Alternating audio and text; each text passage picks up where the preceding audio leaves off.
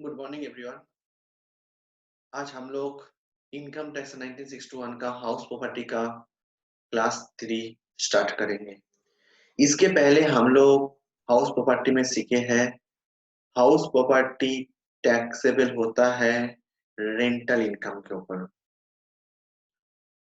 हम लोग का सेक्शन 22 से लेके 27 तक पढ़ना पड़ता है। हम लोग का सेक्शन 22 में क्या था? चार्जेबिलिटी सेक्शन था, जिसमें प्रॉपर्टी होना चाहिए, ओनर होना चाहिए, बिजनेस में यूज नहीं होना चाहिए। अगर मैं घर अगर मैं घर भाड़े पे दूं, उसका जो रेंटल इनकम होता है वो मेरा हाउस प्रॉपर्टी में चार्ज होता है। प्लान एंड मशीनरी को दो, वैकेटेड लैंड को दो, अदर सोर्सेस में जाते हैं। सबलेट करो, अदर सोर्सेस में जाते हैं। इंश्योर करो smoothly conduct of business, this is business profession. अगर कोई इंस्टीट्यूट हॉस्टल को भाड़ा दे, ये भी आपका बिजनेस प्रोफेशन है। सारा टाइप का रेंटल इनकम हाउस प्रॉपर्टी में जाता है। आप फॉरेन कंट्री में आपका घर भाड़े पे है तो हाउस प्रॉपर्टी में आएगा। वेयर हाउस है, भाड़े पे आएगा। कमर्शियल बिल्डिंग है, भाड़े पे आएगा। हम लोग इसका अकाउंटिंग मेथड करेंगे पूरा एक्रुअल बेसिस के ऊपर। पूरा एक्रुअल बेसिस के ऊपर। उसके बाद हम सिखाए थे जीएबी क्या होता है। मैंने ये भी बोला था एक्सपेक्टेड ट्रेंड, सॉरी, पहले कैसे हाउस प्रॉपर्टी कैलकुलेशन करो वो जान लेते थे। तो हाउस प्रॉपर्टी हम लोग कैसे कैलकुलेशन करते थे? हाउस प्रॉपर्टी हम लोग कैसे कैलकुलेशन करते थे भाई? सर, पहले हमको जीएबी निकालना पड़ेगा। जीएबी निकालने के बाद हमको यहाँ से म्युनिसिपली टैक्स को माइनस करना है। उसके बाद मेरा एनए भी आएगा सर। उसके बाद हम सारा स्टैंडर्ड डिडक्शन देंगे। स्टैंडर्ड डिडक्शन 24, एक 24 ए होता है, एक बी होता है, ऐसे। अब उसके बाद हम आपको सिखाए थे जी, ये जो प्रॉपर्टी होता है, ये प्रॉपर्टी कितना टाइप का होता है? 4 टाइप का प्रॉपर्टी होता है। पूरा साल के लिए हम प्रॉपर्टी भाड़े पे दे दिया। 6 महीने के लिए वैकेंट रहा, 6 महीना भाड़ा रहा। Partly let out, partly vacant. 6 महीना खुद में घर पे रहा, 6 महीना मैं घर भाड़े पे दे दिया। Partly let out, partly sell over. और पूरा साल हम घर भाड़े पे रहे, घर सेल्फ ऑक्युपाइड करके रखे। अपना खुद में घर में रहा, वो सेल्फ ऑक्युपाइड है। उसके बाद हम सीखे आए, उसके बाद हम लोग सीखे हैं जीएबी कैसे कैलकुलेशन होता है। सर, आप इसमें बोले थे expected rent and actual rent whichever is higher. GAV निकालने के लिए आपको दो चीज देखना पड़ेगा, expected rent and actual rent, दोनों है। उसके बाद मैंने आपको ये भी सिखाया था, अगर आप एक्सपेक्टेड रेंट कैसे निकालोगे बाबू, कैसे निकालोगे एक्सपेक्टेड रेंट को? बोला सर एकदम इजी है। एक्सपेक्टेड रेंट निकालने के लिए हमको म्युनिसिपल वैल्यू और फेयर रेंट, ये दोनों का हायर देखना है। ये दोनों का हायर देखना है। जो रिजल्टिंग फिगर आएगा उसके साथ हम स्टैंडर्ड रेंट को लोअर कर देंगे, मेरा एक्सपेक्टेड रेंट आ जाएगा। हम उसी के साथ साथ म्युनिसिपलिटी म्युनिसिपल वैल्यू कौन फिक्स करता है? Municipal corporation. फेयर रेंट क्या होता है? ये एक रेंटल अर्निंग कैपेसिटी है प्रॉपर्टी का,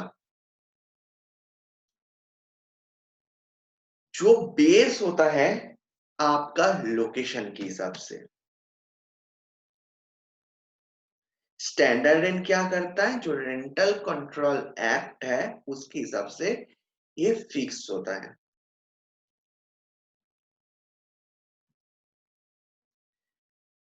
जैसे मेरा म्युनिसिपल वैल्यू 50 है, फेयर रेंट 60 है, दोनों का हायर क्या होगा? 60।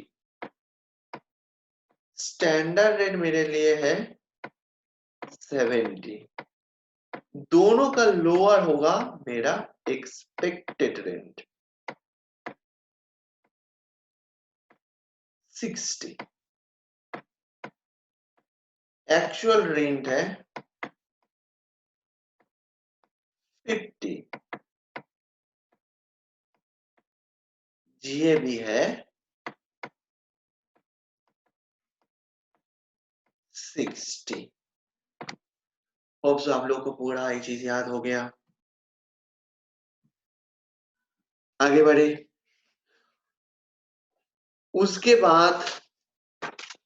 बाद हम सिखाया था municipal tax paid after GAB. मैंने ये भी बताया कि जीएबी के बाद आपका माइनस होता है म्युनिसिपैलिटी टैक्स, जिससे आपको एनए भी मिलता है।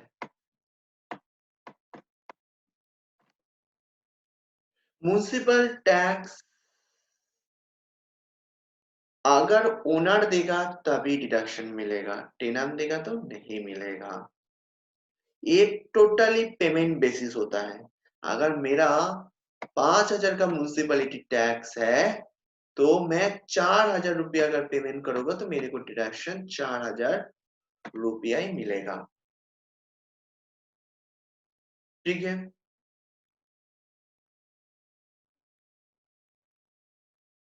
अगर लोकल अथॉरिटी ने कोई टैक्स लिया उसका भी मेरे को डिडक्शन मिल जाएगा, मगर वेस्ट बंगाल से कोई टैक्स लेविड हुआ तो उसका डिडक्शन नहीं मिलेगा।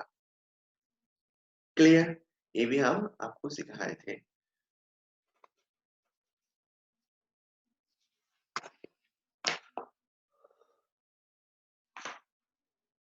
उसके बाद हम लोग सीखे हैं standard deduction.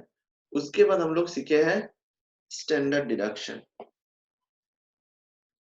Standard deduction 24A क्या बताता है? जितना आपका एनएवी आएगा सर, उस एनएवी से आप माइनस कर दोगे 30%। जितना आपका एनएवी आएगा उससे आप 30% माइनस कर दोगे।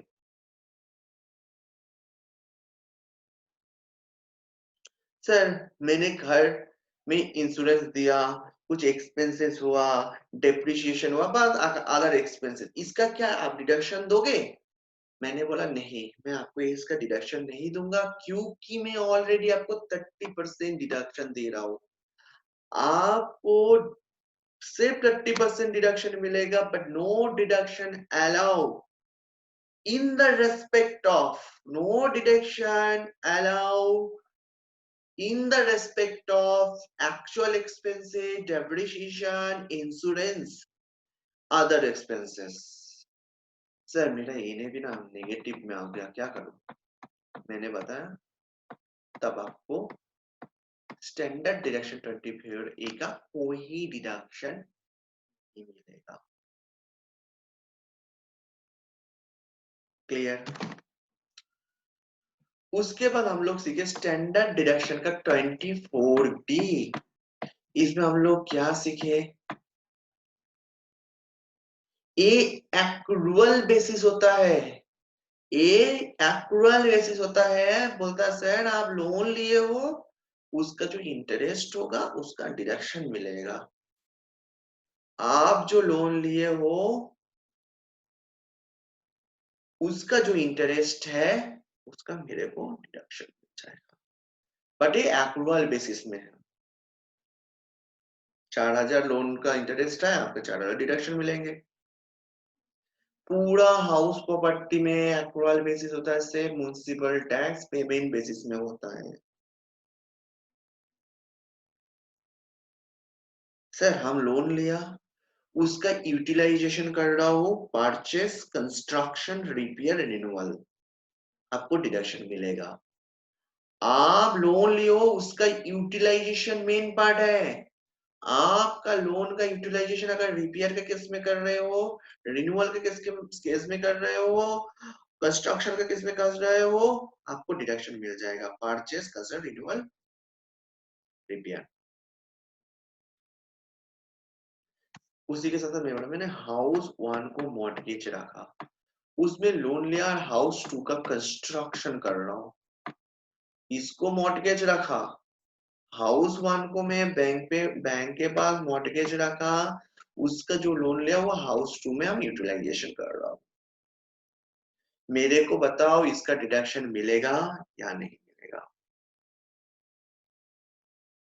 ऑब्वियसली मिलेगा सर। और आपका जो इंटरेस्ट होगा वो इंटरेस्ट डिडक्शन आपका हाउस 2 के साथ माइनस हो जाएगा। इंटरेस्ट और इंटरेस्ट का डिडक्शन सर आपको नहीं मिलेगा।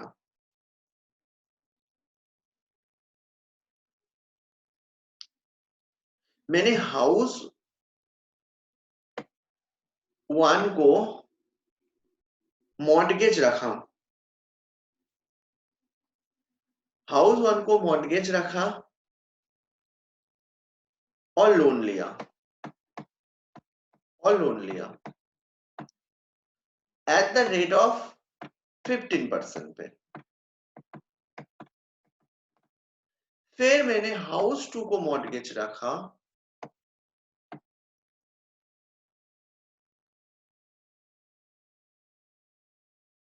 फिर हाउस 2 को मॉर्टगेज रखा for the purpose of construction, और उसमें हमने लोन लिया वो 12% है, और ये 12% लोन हम लेके इस लोन को रीपे कर दिया तो मेरे को इसका भी डिडक्शन मिलेगा।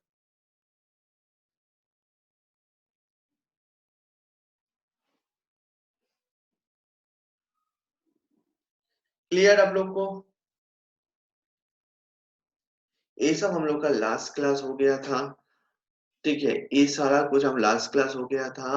उसके बाद मैं आपको बताया था अनरियलाइज रेंट, जो हम पूरा नहीं बताया था, जस्ट सम करवाया था।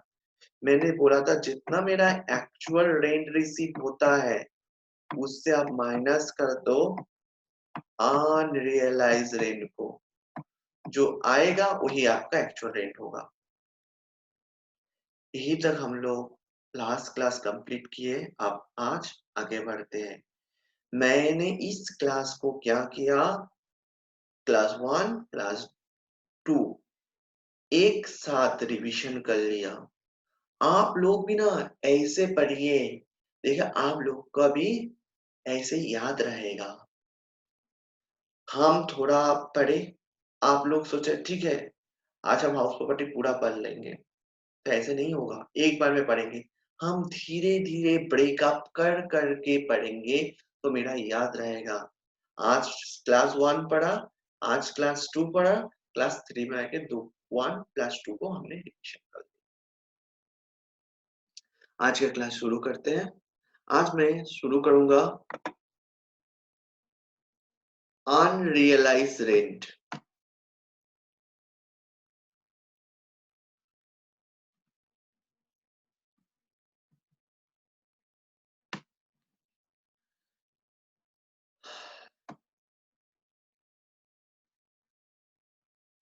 अनरियलाइज रेंट क्या है? बोला है अनरियलाइज रेंट बैड डेब्ट है, जो हम लोग अकाउंट में करते हैं ना, बैड डेब्ट हो जाता है। अनरियलाइजेशन रेट बैड डेट है, अनरियलाइजेशन रेट बैड डेब्ट है। ये आप याद रखना। अनरियलाइजेशन वन टाइप्स ऑफ बैड डेब्ट है। ये ऑलवेज आपका एक्चुअल रेन के साथ माइनस होता है। आपका ये डिडक्शन तब मिलेगा जब आप रूल 4 को फॉलो करोगे और उसको सेटिस्फाई करोगे। अब मैंने बोला टेनेंसी को बोनाफाइड होना है, मतलब ये जेन्युइन होना होगा। तो मैं टेनेंस है उसको, टेनेंसी है उसको जेन्युइन होना पड़ेगा।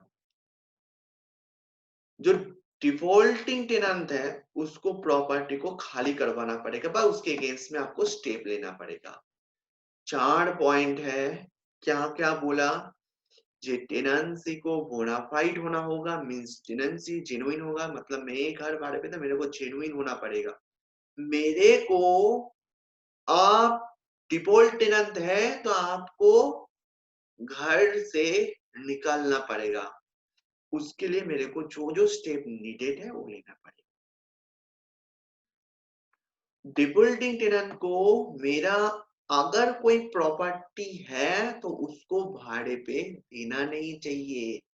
एक बात सोचो, मैं डिफॉल्टिंग में कुछ चीज कर से बोला ये डिफॉल्टिंग नहीं भाड़ा नहीं दे रहा है और दूसरा अगर उसको भाड़ा पे दे रहा है, कभी होता है क्या? आप लॉजिकली सोचो चीज को। मेरे को तो सबसे पहले जेन्युइन होना ही पड़ेगा। आज तुम मेरे लिए टेनेंट हो, तुम डिफॉल्ट हो, भाड़ा नहीं दे रहे हो, तो हमको तुमको निकालना पड़ेगा, मेरा मजबूरी है। या तो अब तुम नहीं निकलो तो तुम्हारे अगेंस्ट में हमको स्टेप लेना पड़ेगा। और मैं तुमको वहां से निकाल के दूसरे घर पे भाड़ा दे रहे हो, तो कभी ये रूल सेटिस्फाई होगा क्या? तो दूसरे घर पे आपको भाड़े पे देना नहीं चाहिए। SSC has taken all responsible step institute legal proceeding for recovery of unpaid rent. SSC जितना जितना स्टेप जरूरत है लीगल स्टेप वो सारा लेना पड़ेगा, जो अनपेड रेंट है उसको रिकवर करने के लिए। मेरे को क्या करना पड़ेगा? मेरे को लड़ना पड़ेगा, मेरे को लीगली लड़ना पड़ेगा आपसे पैसा लेने के लिए। हैज सेटिस्फाई AO मतलब income tax legal process would be worthless.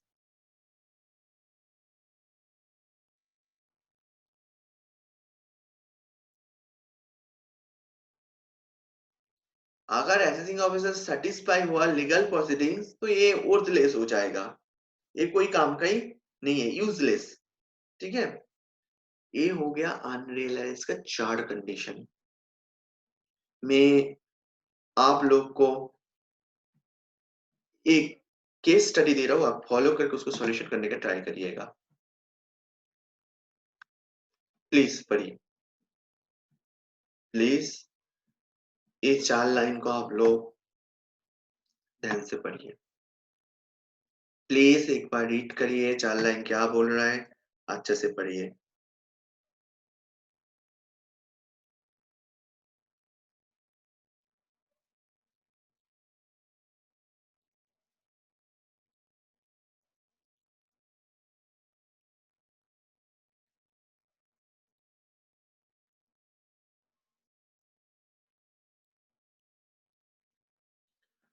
Mister Rudra has laid out his property to Ishan. कब दिया? 1/4/2019। An agreement was entered into between two parties, दोनों पार्टीज के अंदर एक एग्रीमेंट हुआ। मेरा एक्चुअल रेंट फिक्स हर माह 1 लाख रुपया करके। एक एक 20 ईशन कुड नॉट पे रेंट ऑन रेगुलर बेसिस। मैंने उसको नोटिस भी दिया, क्या करने के लिए? पैकेट करने के लिए। And legal case also feel for recovery. सही रुद्र ने बोला, जहां जो जो केस करने का जरूरत है मैं सारा केस कर लिया, ठीक है पैसा। बट डस नॉट एनी, और उनको अलग सा कोई प्रॉपर्टी अलाउ भी नहीं किया as a rent to Ishan.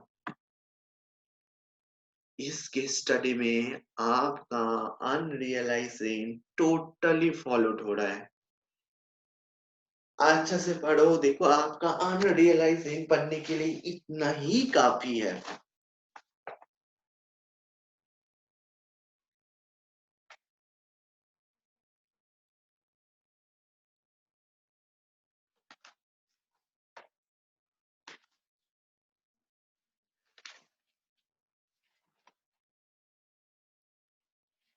ध्यान से देखो, टाइम लो, मेरे को उतना हड़बड़ी नहीं है, आप लोग भी हड़बड़ी मत करो। प्लीज इसका आंसर लिखने का ट्राई करो एक बार आप खुद से।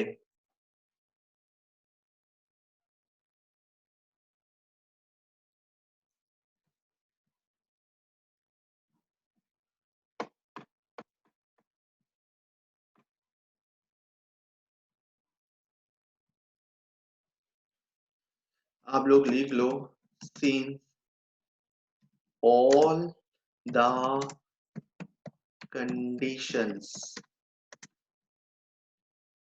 of rule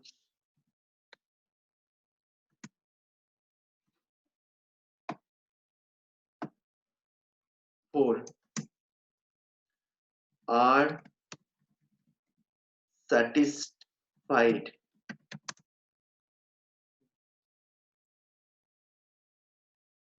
therefore unrealized rent unrealized rent shall be deduction shall be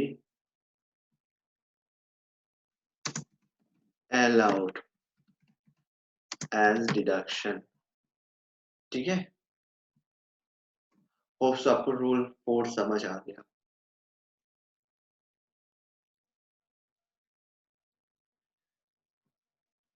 आगे बढ़ रहे हैं।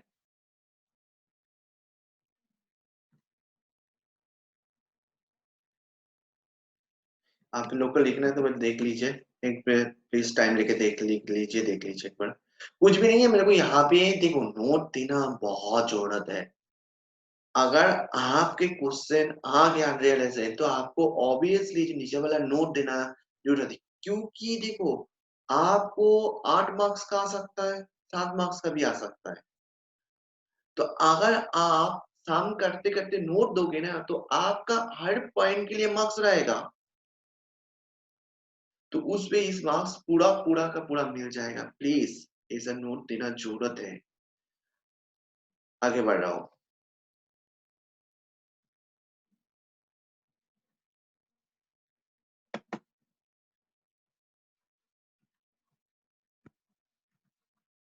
एक क्वेश्चन है यहाँ पे, इस क्वेश्चन को हम लोग सॉल्यूशन करेंगे। प्लीज क्वेश्चन को एक बार रीड करो। Mister A is the owner of house at Bangalore. Mister A, इसमें देखिए आंसर भी लिखा हुआ है, आपका आंसर भी मैच होने के बाद आपको समझ आ जाएगा। Mister A is the owner of the house at Bangalore. He furnish you the following information, जो उसका म्यूनिसिपैलिटी वैल्यू इतना है, फेयर रेट इतना है, 80 स्टैंडर्ड है ना actually. Mister A could not realise 5,000 to what rate, उन्होंने 5,000 रुपया का रेंट रियलाइज नहीं कर पाया। The amount is now considers irrecoverable, आप ये अमाउंट मिलेगा ही नहीं। Mister A has satisfied all condition of rule 4, rule 4 का सारा कंडीशन सेटिस्फाई किया।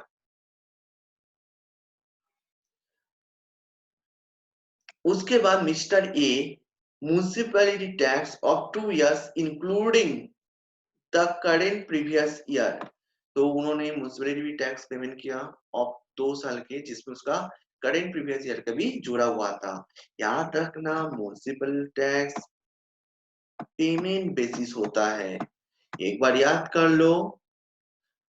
एनएबी से, सॉरी जीएबी से माइनस होता है तो एनएबी आता है। ओनर पेमेंट करेगा तभी डिडक्शन मिलेगा, टेनेंट करेगा तो नहीं मिलेगा। पेमेंट बेसिस होता है, लोकल अथॉरिटी आपको देगा तभी भी आपको उसका डिडक्शन में, तो वेस्ट बंगाल गवर्नमेंट देगा तो नहीं मिलेगा। He had also taken a loan, loan लिया है रिपेयर करने के लिए house. Interest on the loan amount, interest on the loan amount to 5,000, जिसमें से आउट ऑफ 3,000 वाज पेड। हमने ये भी बताया था जो इंटरेस्ट है वो एक्रूअल बेसिस है, मेरा जितना एक्रूट हो रहा है उतना ही मैं डिडक्शन करूंगा। और 552,000 towards repair house, paid 1,000 towards the fire insurance premium. चलो सबको करते हैं। देखो मैंने क्लास 1 क्लास 2 में इसका ऑलरेडी फॉर्मेट दिखा दिया, मैं इस सम में फॉर्मेट नहीं दिखाऊंगा। आप लोग प्लीज मेरा क्लास 1 और क्लास 2 कर लोगे, नॉर्मल फॉर्मेट में करूंगा।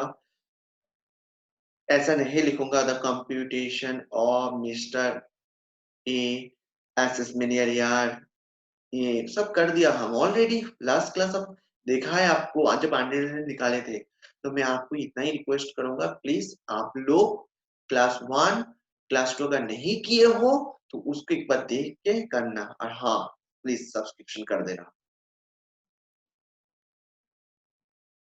करते हैं।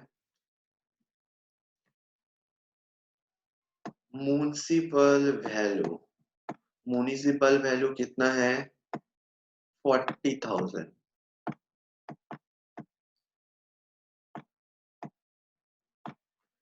Fair rent, 2 minute.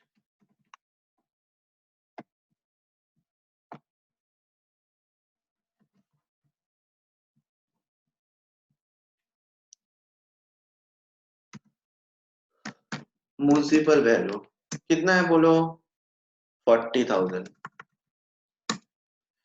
Fair rent कितना है बोलो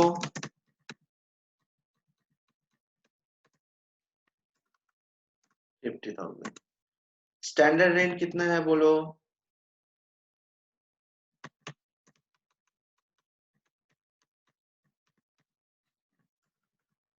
80,000।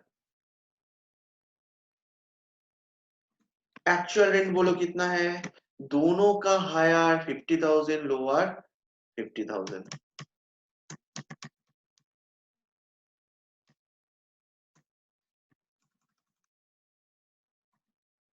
एक्चुअल रेंट कितना है बोलो 5,000 पर महीना, तो 60,000। बोला कुछ 5,000 एक साल का रेंट उसको मतलब नहीं दिया, toward rent amount is now considered, मतलब 5,000 का उसको रेंट नहीं मिला। 5,000 का जो रेंट है वो अनरियलाइज्ड है, वो उसको नहीं मिला। तो मैं इसको क्या करूंगा, माइनस कर दूंगा 5,000, और मेरा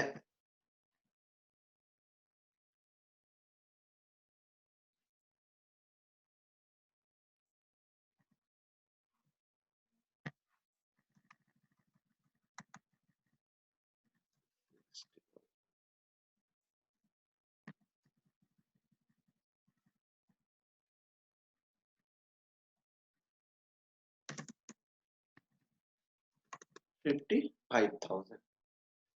तो मेरा ये क्या निकाला गया, यू आर है, ठीक है 50,000, ठीक है।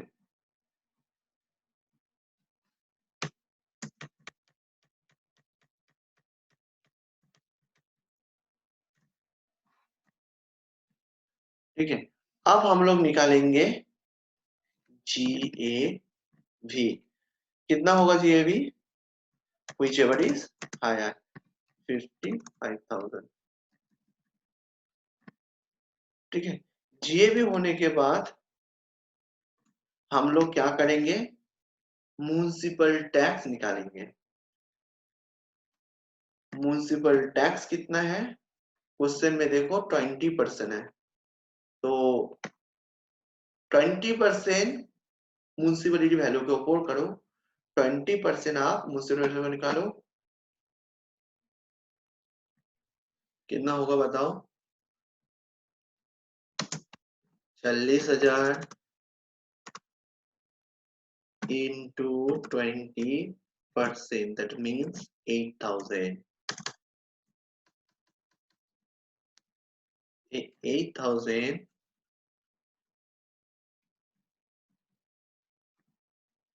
हम जीएबी से माइनस करेंगे।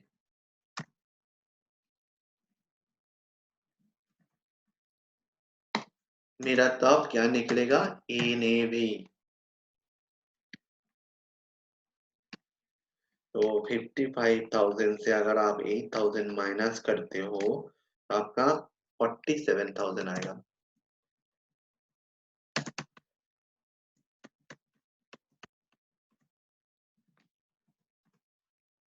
ठीक है, एनएवी निकल गया। उसके बाद आप क्या निकालोगे? Standard deduction under section 24। Deduction under section 24, उसमें आएगा standard deduction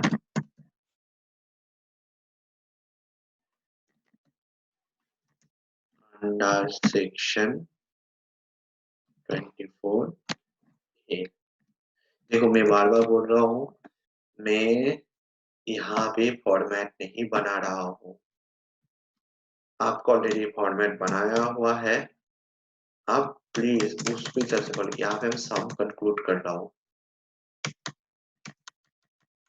but like format ही होगा मेरा, ऐसा कोई प्रॉब्लम नहीं है। ठीक है, वन टाइप ऑफ फॉर्मेट, और जस्ट इसमें हम लोग वो क्या बोलते हैं, मार्जिन नहीं है, क्योंकि आपके क्वेश्चन के साथ यहाँ पे बताना मेरे को सही लगता है। तो स्टैंडर्ड डिडक्शन मेरा जो है वो क्या होगा?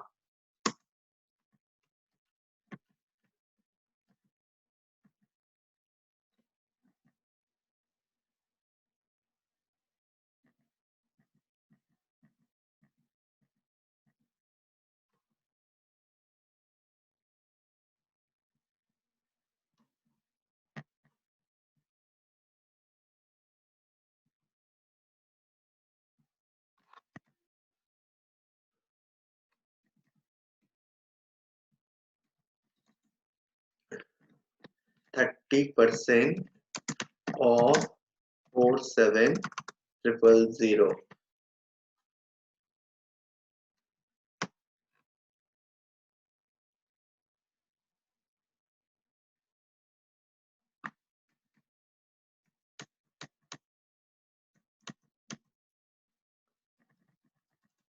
ये आपको डिडक्शन होगा।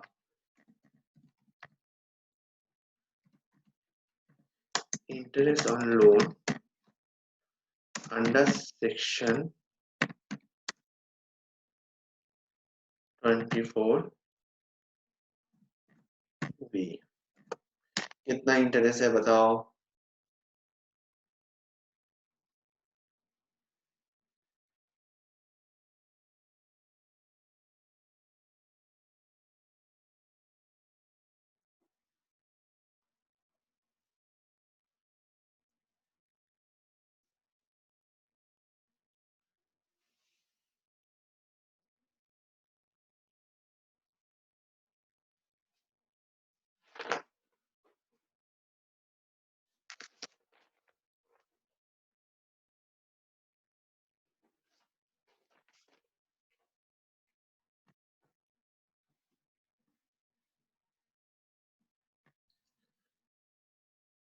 देखो एक चीज बोलना चाह रहा हूँ हम आपको, देखिए इधर देखो म्यूनिसिपैलिटी टैक्स ना 2 साल के लिए था, तो ए इंटू टू हो जाएगा, तो जितना आएगा वो 2 हो जाएगा। ठीक है, तो ये जो म्यूनिसिपैलिटी टैक्स आपके लिए 16,000 होगा। ठीक है, और उसके बाद बाकी सारे कैलकुलेशन आपको पता है।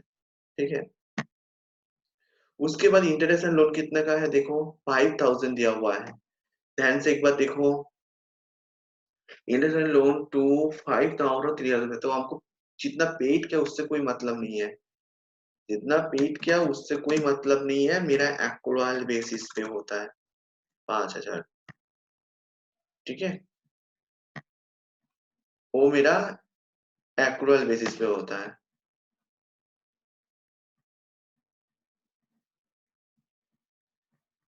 ठीक है, तो ये हो गया आपका A R GAV.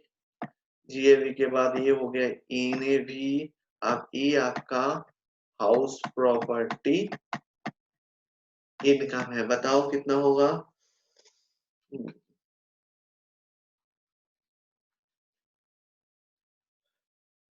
39,000 minus 11,700 minus 5,000, 22,300। दो चीज समझना है इसमें। एक तो है म्युनिसिपैलिटी टैक्स आपका 2 साल का है, तो इसका 8,000 तो 2 साल का हो गया। ठीक है। अच्छा सर मेरे को एक बात बताइए, आप इधर पे paid 1,000 towards fire insurance premium क्यों नहीं लिया? मैं बोला मैंने ऑलरेडी 30% का डिडक्शन ले लिया, ये मेरा इम्पोर्टेंट नहीं है। मेरे 52,000 एंड 1,000 का क्वेश्चन, तो आपको इसी का भी नोट देना पड़ेगा। यहाँ पे आपके लिए दो नोट इम्पोर्टेंट है, एक है नोट 1, एक है आपके लिए नोट 1। क्या लिखोगे? अनरियलाइज इनका लिखोगे, ऑलरेडी लिखा दिया है। on Mr. A satisfied rule 4, therefore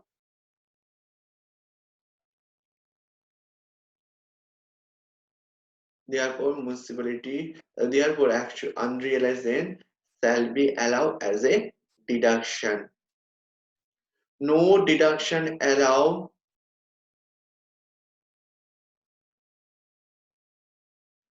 repair, no deduction allow repair और इंश्योरेंस, ये नोट आपको देना पड़ेगा।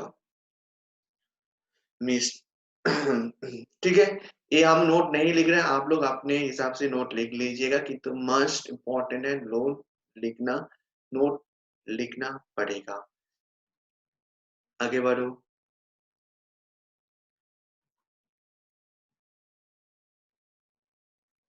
आप लोग का अगर लगे तो आप फोटो भी ले सकते हो डायरेक्टली। आपके पास अगर हम नहीं है तो आप फोटो ले लो डायरेक्टली यहाँ से। इसी के साथ साथ हम लोग को कैटेगरी 1 खत्म और कैटेगरी 2 स्टार्ट। हम लोग पूरा साल के लिए घर भाड़े पे दिए थे, ये खत्म हो गए। आप partly let out partly vacant हम पढ़ने वाले हैं। एक नया टॉपिक है, इसके पहले के ऊपर मिक्स्ड अप टॉपिक था, ये टॉपिक भी बहुत इंपॉर्टेंट है। इसमें आपका एक्सपेक्टेड रेंट के साथ actual rent whichever is higher होता है। इस बार एक्चुअल ऑल्टरनेटिव ट्रीटमेंट होगा वैकेंसी के। एक्चुअल रेंट आने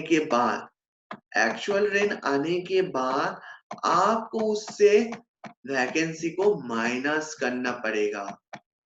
आपको एक्चुअल रेंट आने के बाद उस सबको वैकेंसी को माइनस करना पड़ेगा। Partly let out partly vacant में एक्चुअल रेंट होने के बाद वैकेंसी को माइनस करना पड़ेगा।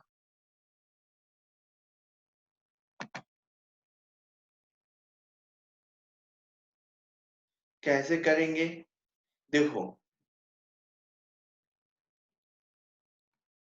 एक्सपेक्टेड रेंट 100 है, एक्चुअल रेंट 108 है, वैकेंसी के कारण 9 हुआ।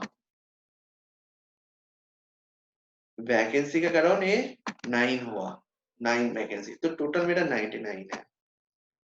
अब हमको लेना कौन सा पड़ेगा?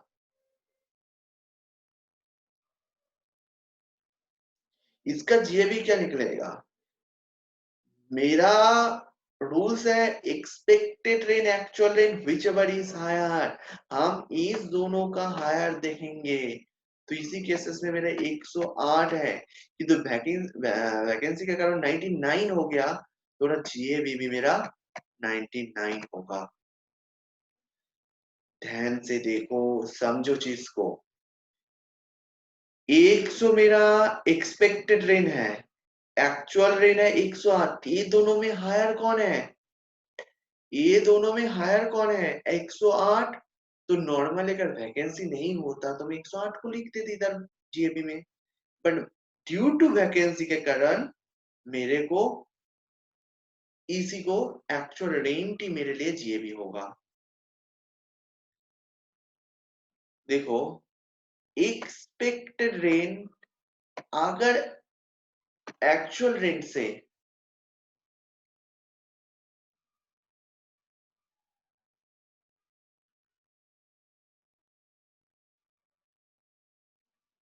एक्चुअल रेंट से बड़ा होगा, मतलब मान लो एक्चुअल रेंट एक्सपेक्टेड रेंट से बड़ा होगा, एक्चुअल रेंट एक्सपेक्टेड रेंट से बड़ा होगा, देन मेरा आंसर क्या होगा? एक्चुअल रेंट मेरा जीएबी बनेगा, एक्चुअल रेंट मेरा जीएबी बनेगा। सेम टू सेम इधर देखो, 100 रुपए मेरा एक्सपेक्टेड रेंट है, 48 रुपीज मेरा एनुअल है, एनुअल रेंट है। तो इस दोनों में हायर कौन है? तो ये मेरा वैकेंसी कारण कम नहीं हुआ, ऑटोमेटिकली कम था। तब इसी के केसेस में जीएबी होगा मेरा एक्सपेक्टेड रेंट।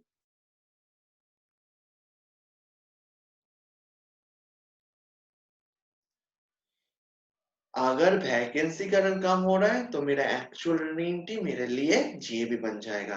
अगर मेरा expected rent not due to vacancy vacancy तो expected rent will be GAB.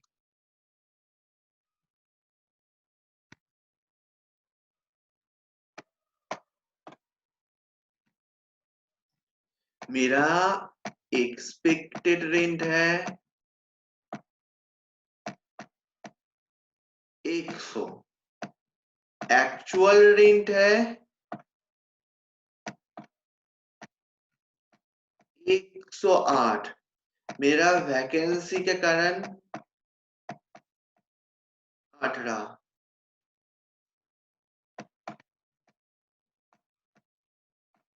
मेरा जीएबी क्या होगा बताओ ध्यान से, मेरा जीएबी क्या होगा?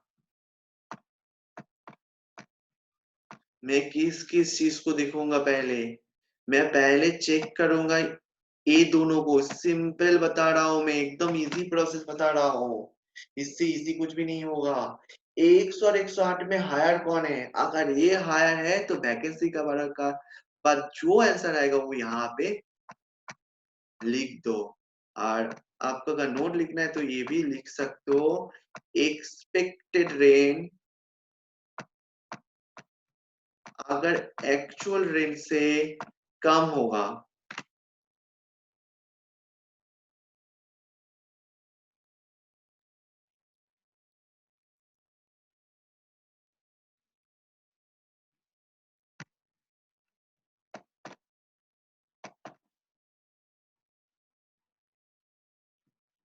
Sorry actual range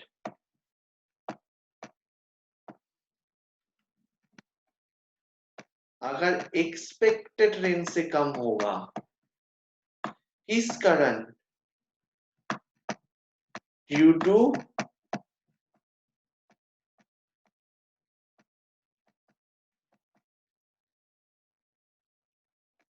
due to vacancy, due to vacancy, then GAV आपका क्या आएगा? एक्चुअल रेंट आएगा। क्लियर?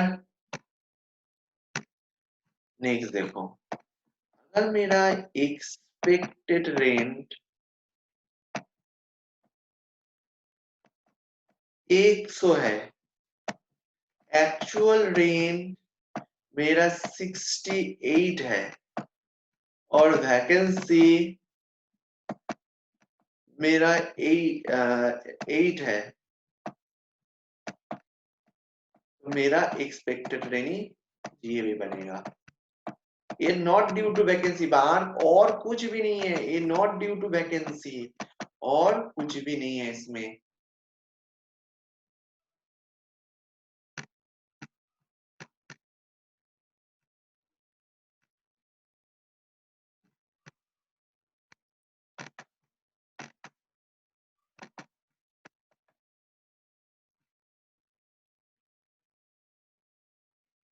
प्लीज दोनों चेक करो, प्लीज दोनों चेक करो।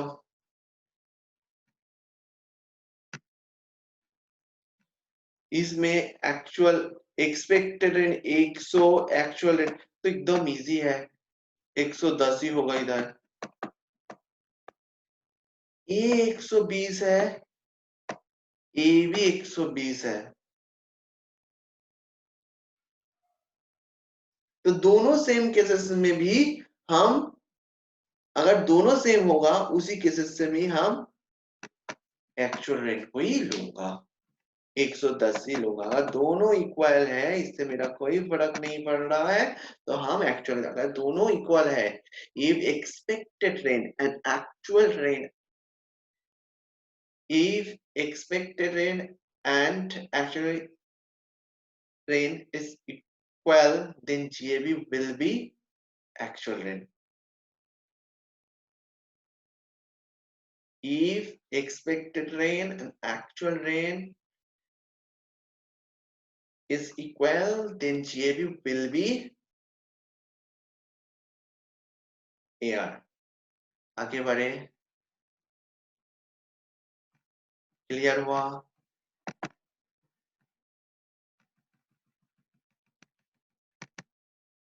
प्लीज कॉन्सेप्ट कैप्सूल इसको देखो, पहले तो आप, मैं पहले वाला कर रहा हूँ, उसके बाद वाला आप लोग खुद ब खुद ट्राई करोगे। मैं सबसे पहले 1 कर रहा हूँ, मेरे को सबसे पहले एक्सपेक्टेड रेन निकाल के दिखाओ क्या है। 60, 65, 65, 63, 63। एक्चुअल रेट कितना है? 12 मान के लिए 72। एक्चुअल रेट 12 मान के लिए 72।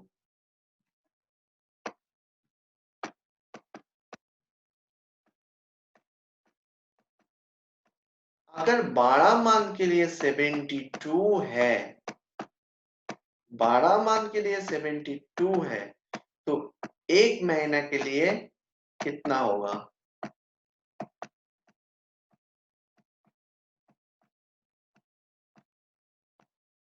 6। तो पहले का वैकेंसी क्या हुआ? 6।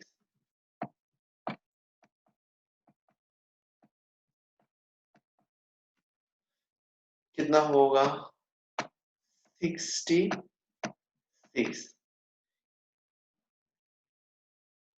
कौन सा लेंगे? मैं ए दोनों को लेंगे, 63 एंड 60 विच एवर इज आर, तो एक्चुअल रेंट ही मेरा होगा, एक्चुअल रेंट मेरा 66 है, तो जीए भी मेरे लिए 66 ही होगा। प्लीज आप लोग नंबर 2, नंबर 3, नंबर 4 स्क्रीन में देख के कंप्लीट करने का ट्राई करो। मेरे उतना हड़बड़ी नहीं है, आप 2 मिनट टाइम लो और इसको कंक्लूड करो।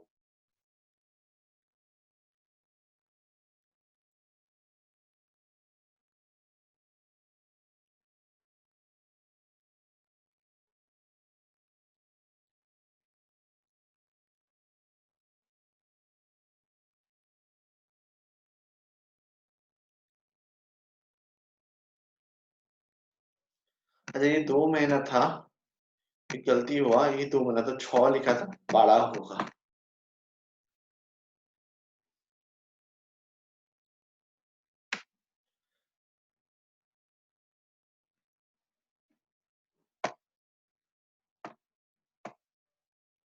63,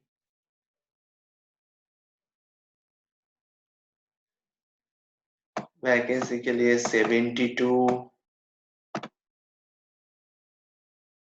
वैकेंसी कितना का होगा 12,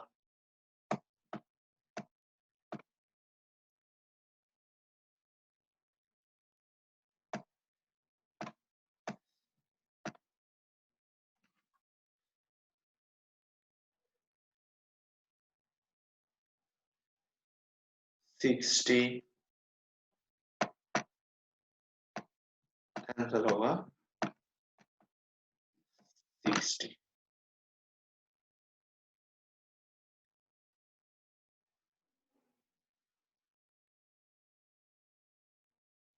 नंबर 2 क्या बोला?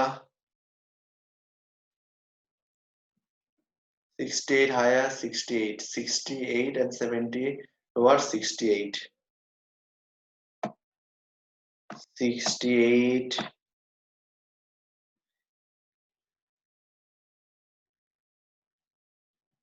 इसका कितना होगा? वैकेंसी 8 होगा, 48, 48 by 12 into 4,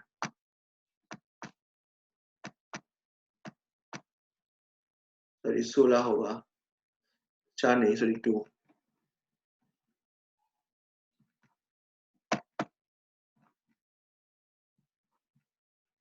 2 is equal to 8. Okay, 68, 72 minus 8 कितना होगा बोलो?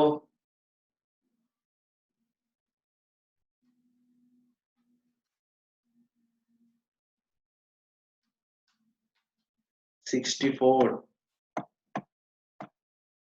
whichever is higher, 68। बस ये दोनों हम नहीं करने वाले हैं, आपको लगे तो आप ए इसका पिक्चर ले लो और घर में कर लेना, और नहीं तो यहाँ पे 2 मिनट टाइम दे लो, यहाँ पे कर लो। उसका एक का आंसर भी लिख 52 है।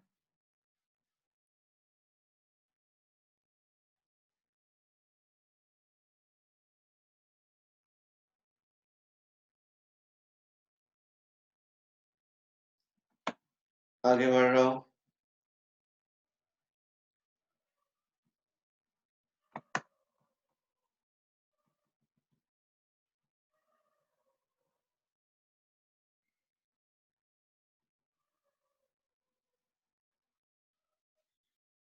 प्लीज इस शाम को कंक्लूड करना, आप लोग को प्लीज इस शाम को करिए।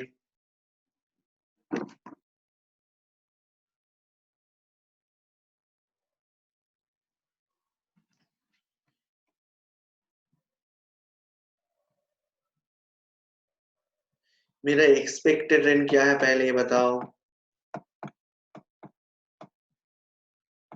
6 lakh, 5 lakh, whichever is higher, 6 lakh, 6 lakh, 4 lakh, whichever is lower, 4 lakh.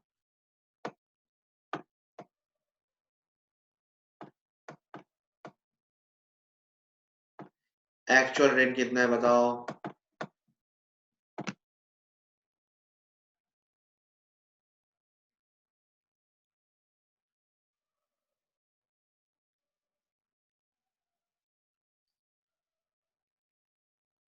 Actual rent received,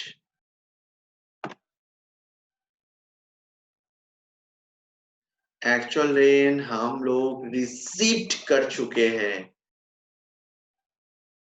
3,60,000 का। एक्चुअल रेंट हम लोग रिसीव्ड कर चुके हैं 3,60,000 का।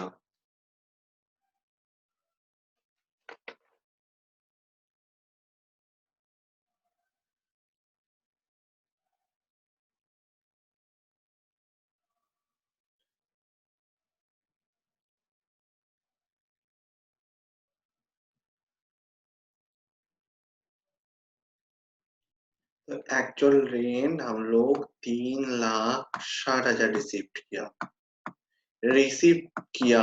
ध्यान से सोचो, 3,60,000।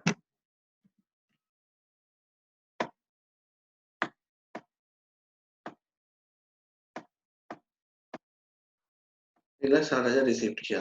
वैकेंसी कितना होगा? 90,000।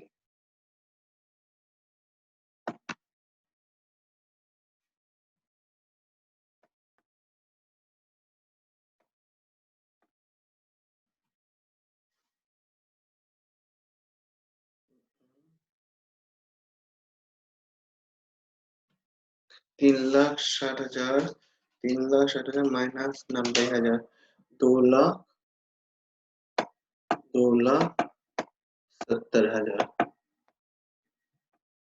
जीए भी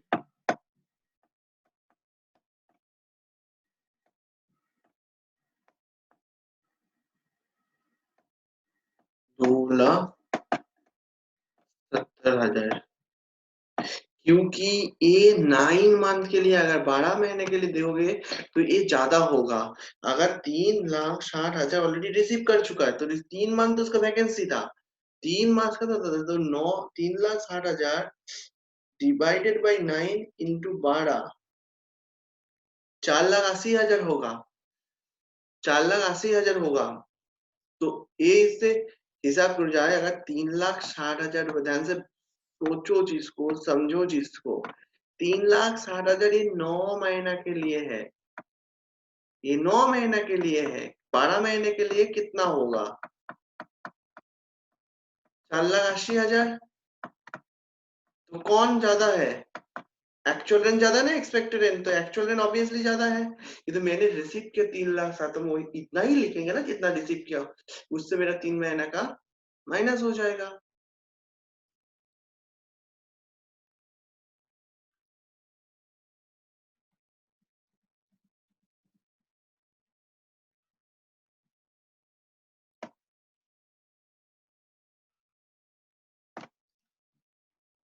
उसके बाद हम लोग इससे म्युनिसिपैलिटी टैक्स को माइनस करेंगे। म्युनिसिपैलिटी टैक्स है 50,000।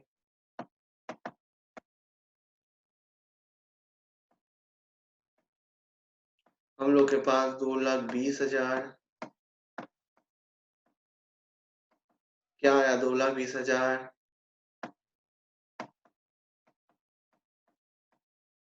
इन्हें भी उससे हम लोग माइनस करेंगे डिडक्शन। 24 ए का पहले माइनस करेंगे 30%। 20 ए मतलब 30%। 2,20,000 इंटू 30% होगा तो 66,000।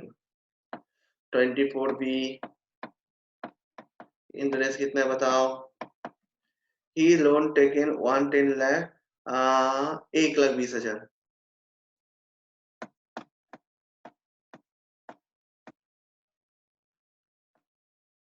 टोटल हाउस प्रॉपर्टी कितना होगा बताओ?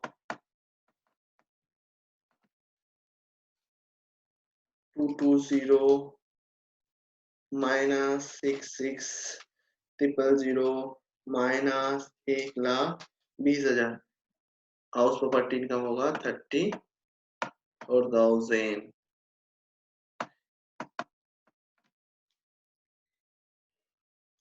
भाई अगर मेरा सबसे बड़ा फंडा है यहाँ पे रिपेयर मेंटेनेंस एक्सपेंसेस क्यों नहीं लिया?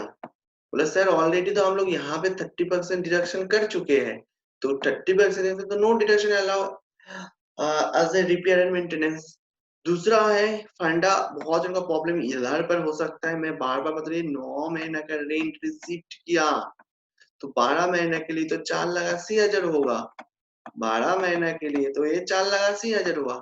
तो जो 3,60,000 जो मैंने रिसीव किया, 3,60,000 जो मैंने रिसीव किया, उससे मैंने 3 महीना का 90,000 माइनस करूंगा। तो मैंने कैलकुलेशन उस टाइम कैसे किया, 3,60,000, 3,60,000 डिवाइड, उसको हम डिवाइडेड कर लिए 12 से, इंटू 3 कर लिया तो 90 आया, तो उसको हमने वैकेंसी मान के किया। एक्चुअल तो होना तो चाहिए था 4,80,000, जो तो रेंट हमने रिसीव करे तो ये मेरा 3,60,000 एक्चुअल रेंट हुआ, और माइनस का 90,000, जो तो 4,80,000 मेरा सबसे ज्यादा होने वाला था, इसलिए मैं उसी को मानूंगा।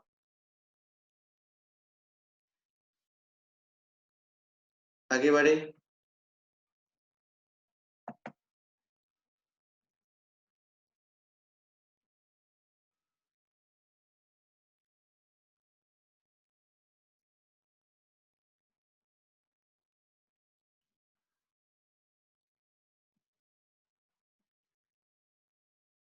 partly laid out, partly vacated with unrealized। मैं एक सिंपल बात बता दे रहा हूँ आप लोग को। आप लोग जब अनरियलाइज रेंट निकाल रहे हो ना, आप लोग जब अनरियलाइज रेंट निकाल रहे हो, मान लो मेरा एक्सपेक्टेड रेंट, सिंपल, एकदम सिंपल, हम मेरा ध्यान से देखो, एक्सपेक्टेड रेंट मेरा 100 है, एक्चुअल रेंट मेरे 120 है, अनरियलाइज रेंट मेरा 10 है, 110 है, और वैकेंसी मेरा है 20।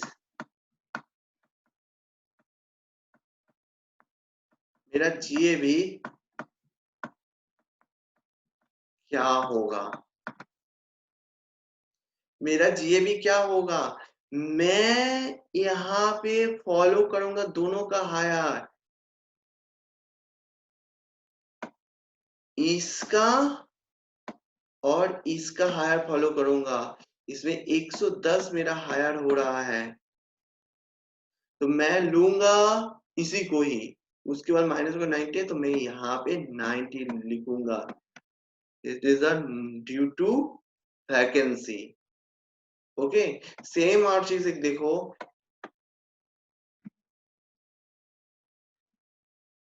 मेरा एक्सपेक्टेड रेंट है 100, एक्चुअल रेंट है 90, अनरियलाइज रेंट है 5, 85, वैकेंसी है 15, मेरा क्या होगा, कौन सा लेंगे, इस केसेस में हम लोग देखेंगे 185, हायर कौन है, ए है, तो यही लेंगे।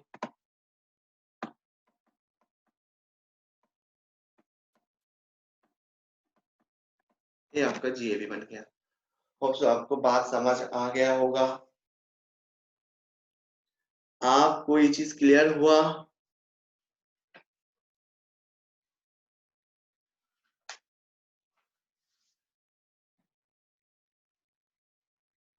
अगर क्लियर हुआ तो मैं आपको रिक्वेस्ट करूंगा,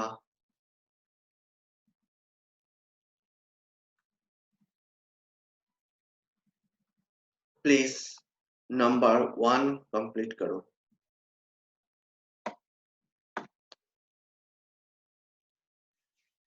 एक्सपेक्टेड मतलब 60, 65, 65, 63।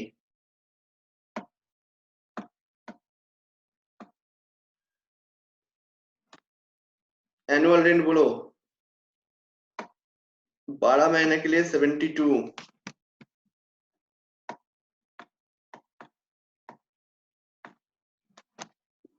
अनरियलाइज रेंट कितना है 10,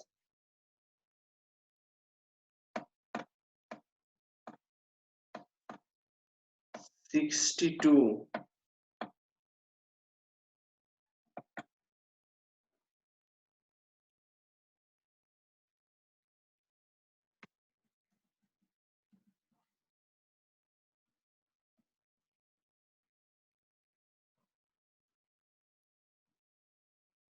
sorry for interrupt.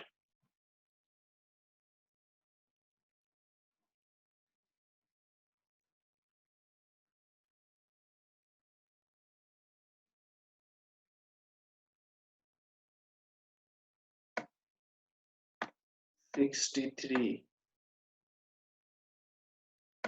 72, unrealised in 10,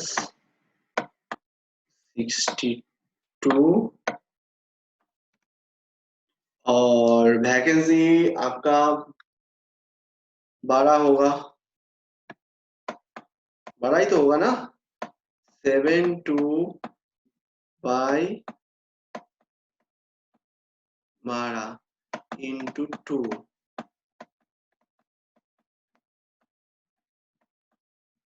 clear हो रहा है ना। 12, तो वैकेंसी आप 12 लिखो। 12, 12, 62 से 12 माइनस करो, कितना होगा, -12 तो 50 होगा, लिखो 50।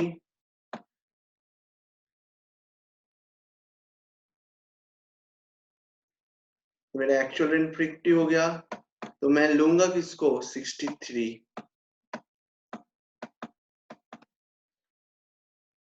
आप बाकी 2, 3, 4 प्लीज इसका फोटो आप ले लो, पिक्चर ले लो और घर में इसको 2, 3, 4 खुद ब खुद करना।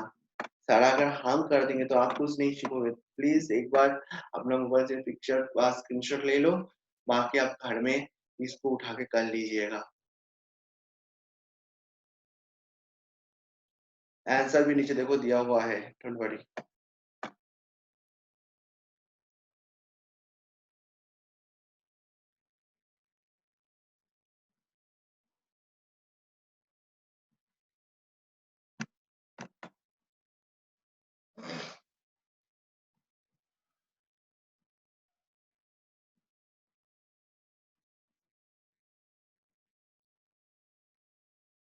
इसी के साथ हम कैटेगरी 2 कंप्लीट कर चुके हैं। हम लोग नेक्स्ट क्लास कैटेगरी 3 स्टार्ट करेंगे। आज के लिए इतना ही। Thank you everyone.